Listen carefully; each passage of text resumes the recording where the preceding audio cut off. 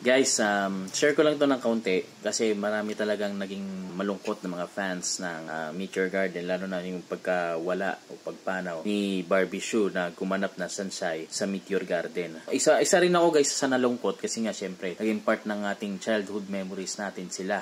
Syempre dahil tumatanda na rin tayo. Actually 8 taon lang naman ang tanda sa akin ni Sansai. Sa edad natin nito, nakakaramdam na talaga tayo na tumatanda na tayo. Kung parang ilang panahon na lang lolo't lola ka na bigla. No? Pero sa totoo lang, lolo na ako kasi may mga apo na ako sa mga pamangkin ko. Ayun. Pero yun nga guys, isa sa naging part natin yung Meteor Garden na kung saan nagtuturo ito guys. Kung mapapanood niyo, kung di man ikaw fan ng Meteor Garden, nagtuturo ito guys ng pagiging matapang, harapin ang hamon sa buhay, abutin yung mga pangarap, magkaroon ng pagtatapat sa sarili, magkaroon ng pagmamahal sa pamilya, sa kapatid, sa kaibigan, at syempre pagmamahal at pagpapatawad kung ikaw man may papasok sa isang relasyon. Diyan po, mapapanood niya sa istorya nila Doming Su at ni Sansai, yung pagmamahal at pagpapatawad. Kasi syempre, naging sila, tapos nagkaroon sila ng pagsubok na hindi nila inaasahan na ganon. Yun nga, mapapanood niya sa palabas na yan. Then, kung bakit naging malakas din ang impact na ito guys, bukod sa mga aral na napupulot natin, is dahil yung mga batang 80s at 90s noon is hindi pala gala. Gumalaman niya kasama ang pamilya, pupunta sa kainan, kakain, tapos isibin sa pang chicken joy. So, yun yung mga panahon na yun, namimiss ko nga tuloy sila mama at papa. Tapos, during that time, papasok ka lang sa school, tapos pag uwi mo, aabangan mo para mapanood yung Meteor Garden. Yun yung mga panahon na yun. Talagang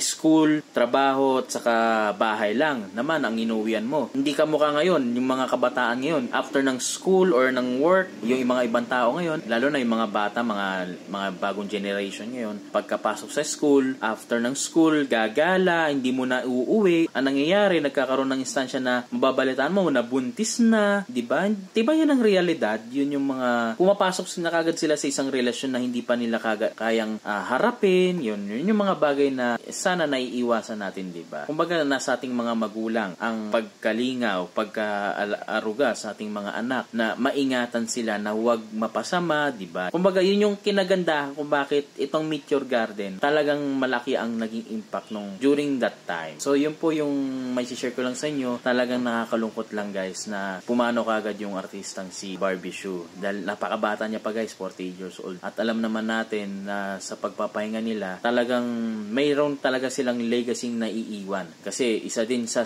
legacy na iwan, bukod sa mga palabas, TV host, pagiging TV host, singer, ni Barbie Hsu is naging advocate din siya ng mga animals. Yan. Kung saan yung meron siya mga tinutulungan. Yan. So yun lang guys ang may-share ko sa inyo. At kung napapansin niyo wala kang akong balbas, tinanggal ko muna yung filter sa balbas kasi na parang lalo kong tumanda.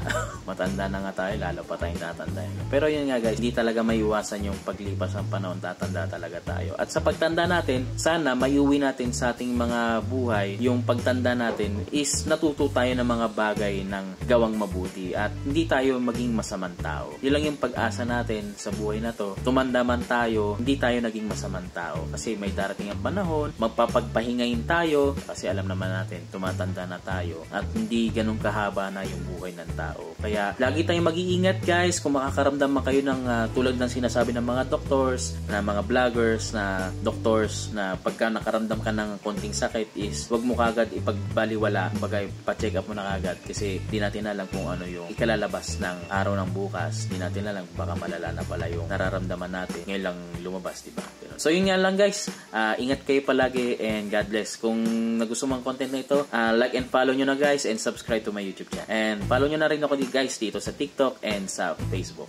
At kung gusto mo pa makapanood ng iba pang mga videos, i-click mo lamang ang video na lalabas sa ating end screen. Subscribe now for more videos! For more videos, please subscribe this channel right here. For more videos, please subscribe this channel right here.